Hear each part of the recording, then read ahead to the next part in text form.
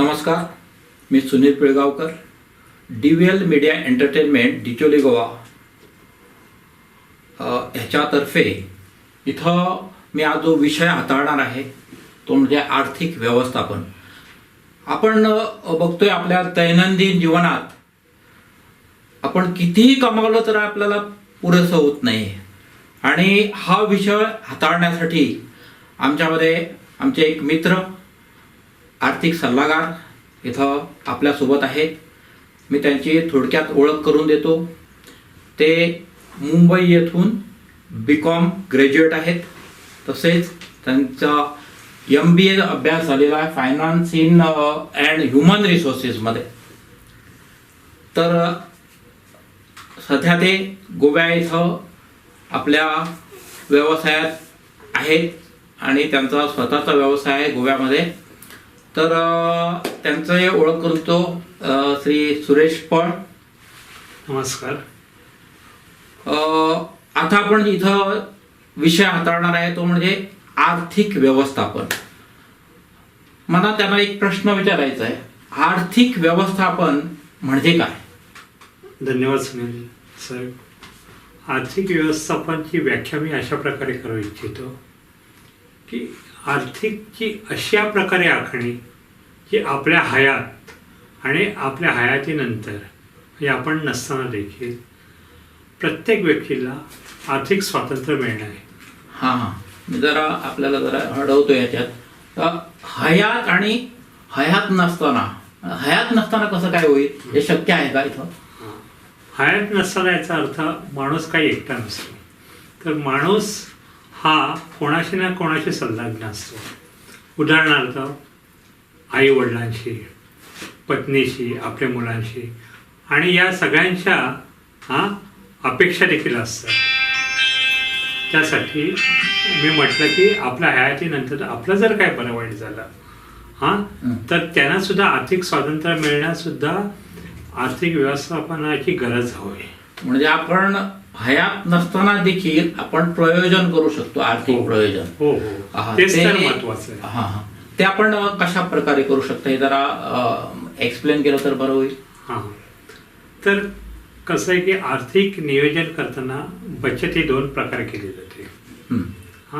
त्यात असं आहे की पहिला जो कन्सेप्ट आहे बचतीचा तो सेव्ह आणि क्रिएट.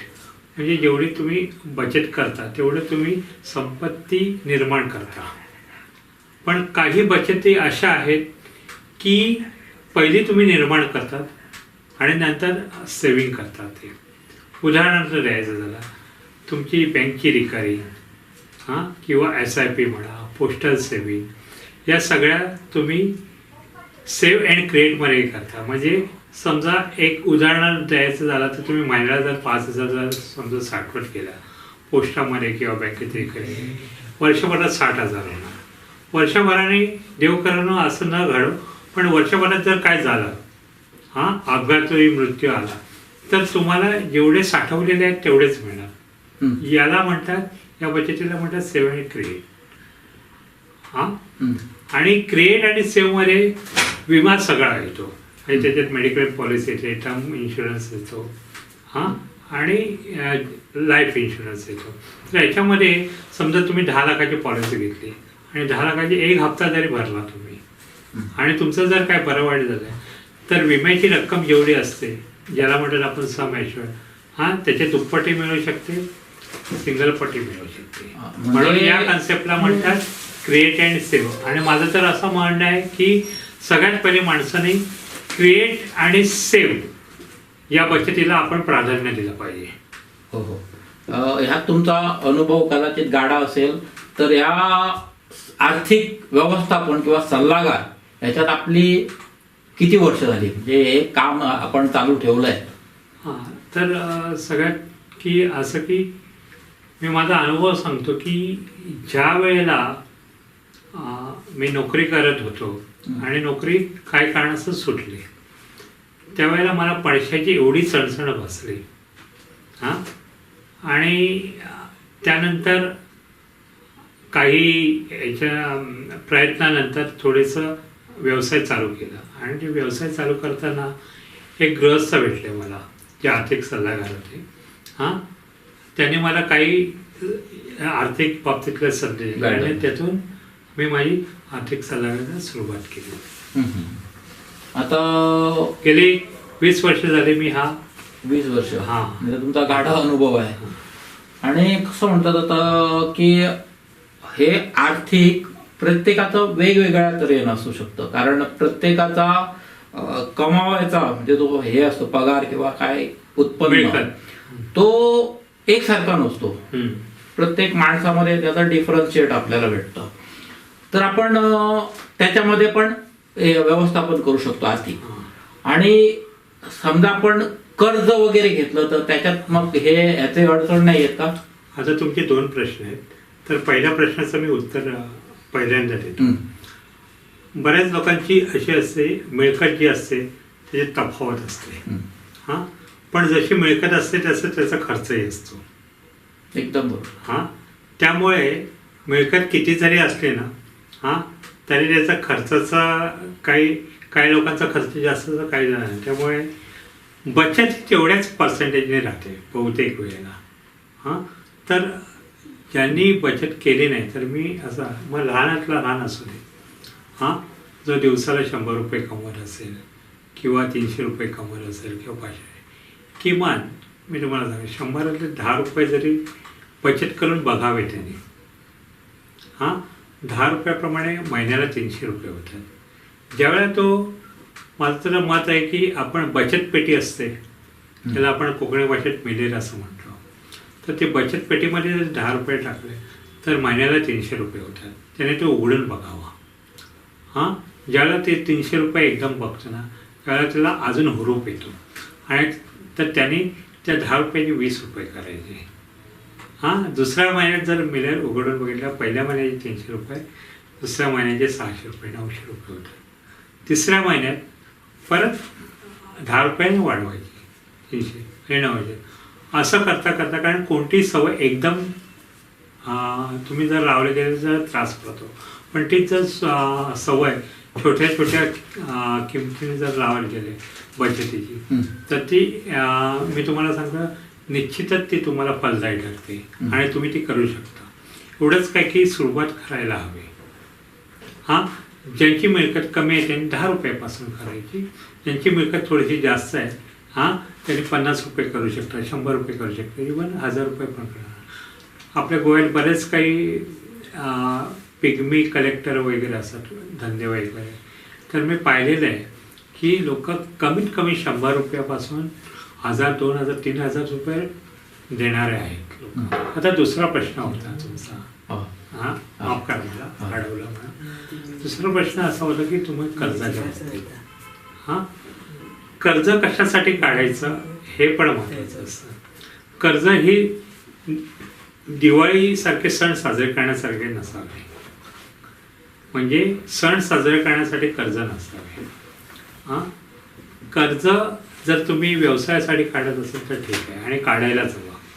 कारण जोपर्यंत जर कर्ज नसेल तुम्हाला परतफेडीचं बघावं लागतं. त्यामुळे तुम्ही त्या धंद्यात धावता, म्हणजे चालत नाही धावता की जास्त मिळकत कसं होईल आणि आपलं कर्ज भेटेल. त्यामुळे धंद्यासाठी कर्ज नक्कीच काढावे, पण आपल्या सुखसोयीसाठी काढू नये.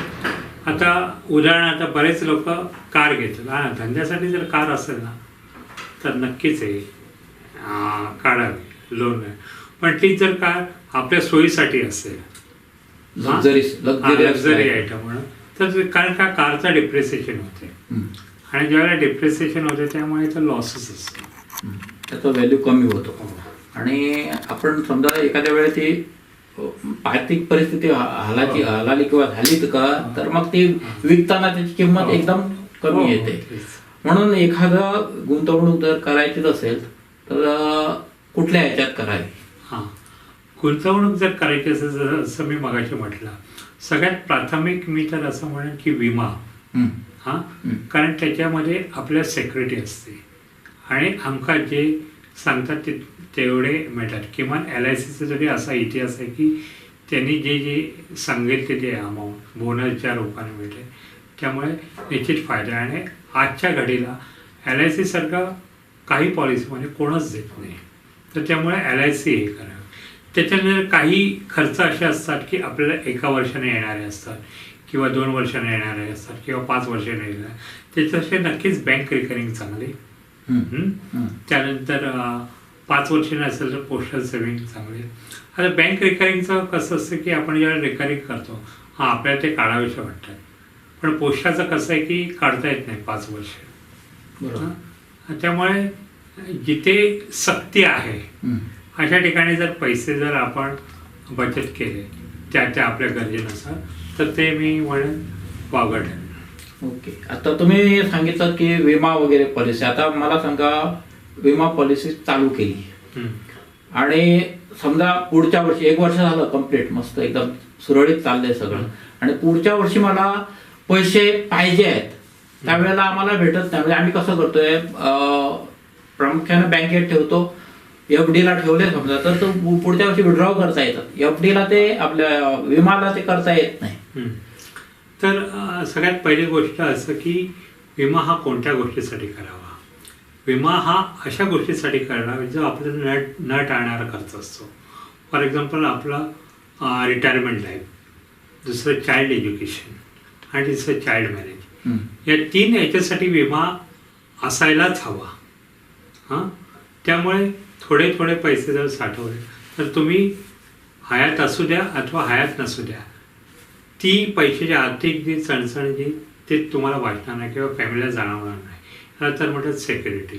म्हणून मी म्हटलं की create and save is a important factor.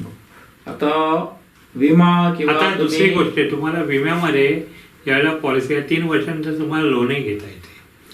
आणि ज्यावेळेला तुम्ही बाहेरून लोन घेता त्यावेळेला इंटरेस्ट हे पे करावा लागतो. पण इथे कसं आहे, इंटरेस्ट फ्री लोन मिळतं. कसं ते बघा. कारण विम्याची रक्कम जर लोनद्वारे विमाचा उचलला तर तुम्ही जरी इंटरेस्ट जरी भरला तरी तुम्हाला बोनस पॉलिसी चालू असल्याकारणाने त्या विमाचा बोनस दरवर्षी चालू असतो. So it is as good as interest free loan.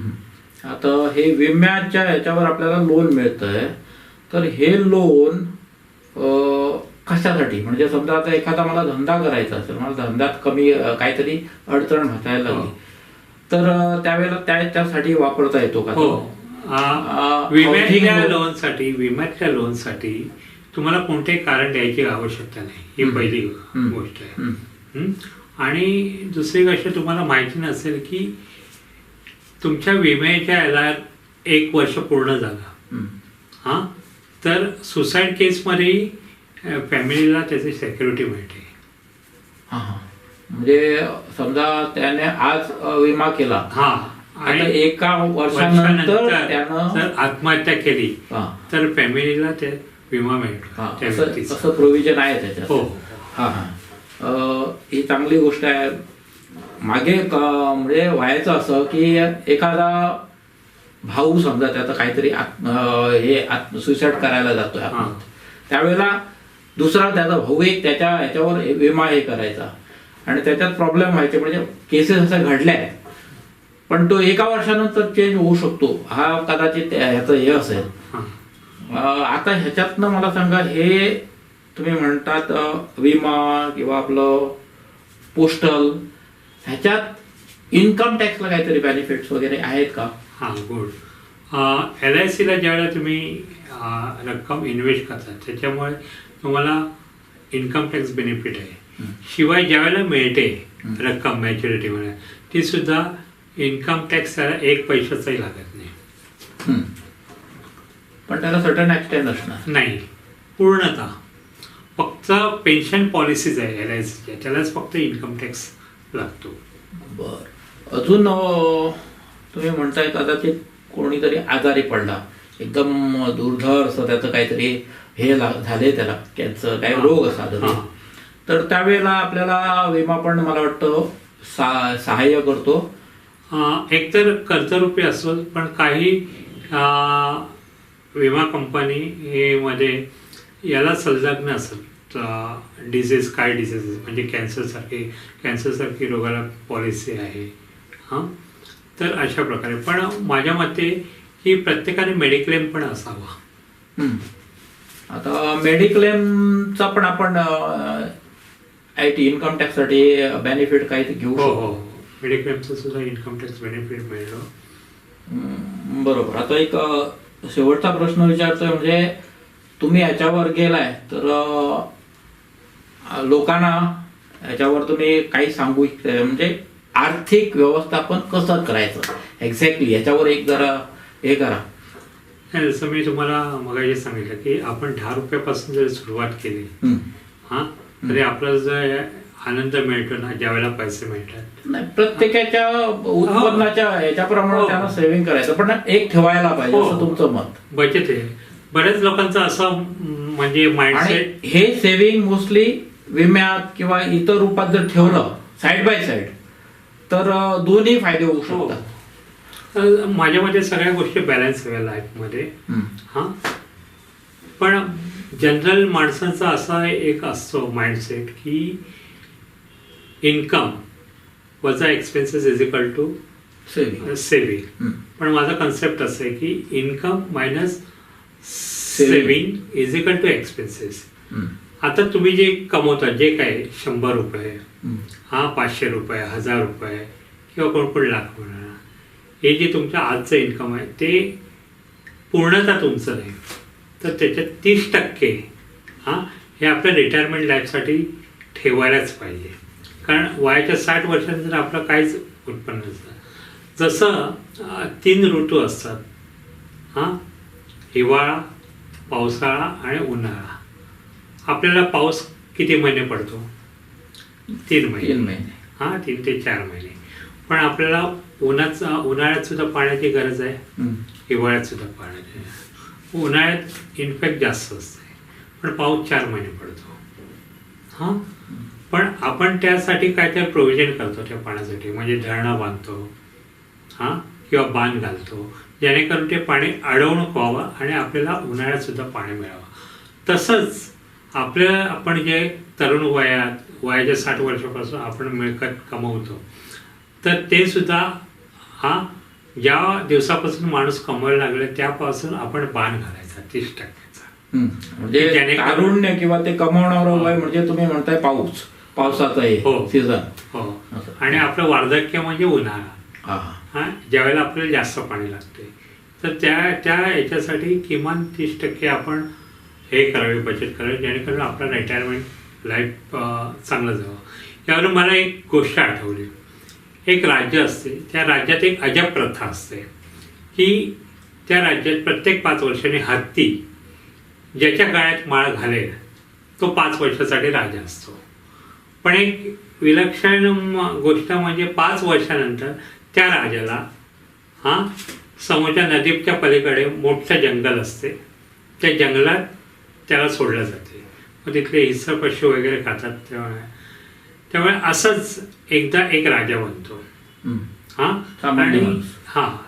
सामान्य माणूस, आणि त्यानंतर 5 वर्ष त्याला पूर्ण होतात. पण याच्या अगोदर काय व्हायचं, प्रत्येक राजाला बेड्या घालून नेण्यात यायचं. कारण प्रत्येक राजा बनलेला असतो तो तिथे जायला तयार नसतो, पण प्रथा असल्या कारणाने त्याला खेचत ओढत नाही.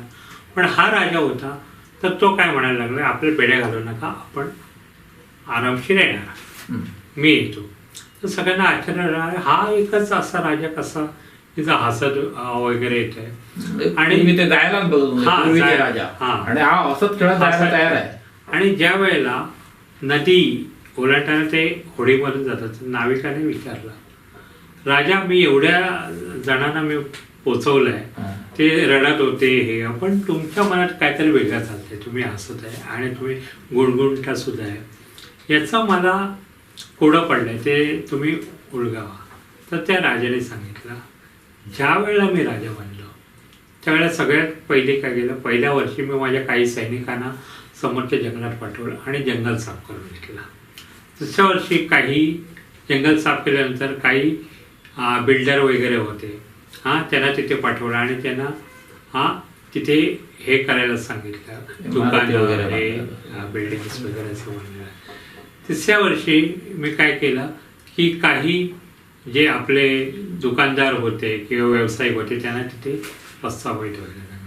आणि 4थ्या वर्षी मी तिथल्या काही सैनिक लोकांना तिथे पाठवून एक राज्य निर्माण केला आणि आज हे 5वं वर्ष आहे. त्यामुळे मी इथलं जरी माझं राजाचं पद माझं गेलं तरी मी आता पुढे नदी पलीकडे जे माझं दुसरं राज्य आहे तिथे मी राजा असणार आहे. तर या गोष्टीचं तात्पर्य असं, आपण ज्यावेळेला कमवतो आपलं हे असं, आपण ज्यावेळेला राजा असतो त्यावेळेला आपण पुढल्या याच्यासाठी आपण जर चतुर केलं, नियोजन करायचं, नियोजन केलं तर उत्कृष्ट. छान गोष्ट एकदम चांगली. मी सर्वांना विनंती करतो की ह्या जो नवीन राजा होता तर राजासारखं सगळ्यांनी आपलं सुंदर असं हे जीवन जगावं. आणि तुमचं आभार मानतोय की तुम्ही छानपैकी आम्हाला आर्थिक व्यवस्थापन कसं असावं यावर मार्गदर्शन केलं. धन्यवाद. आणि तुम्हा सर्वांचं धन्यवाद. आणि ह्या विषयावर जे आपलं चर्चा इथं झाली त्याचा तुम्ही पूर्णपणे लाभ घ्यावा ही विनंती. धन्यवाद. मी DVLचं सुद्धा आभार मानतो आणि त्यांच्यातर्फे अशी जाहीर करतो, जर तुम्हाला कोणालाही आर्थिक व्यवस्थापनाबद्दल काही शिकायचं असेल किंवा धडे घ्यायचे असेल किंवा सल्ला घ्यायचा आहे तर डिचोली हाऊसिंग बोर्डमध्ये माझं वास्तव्य आहे. तिथे तुम्हाला सगळ्यांना मी स्वागत करत आहे.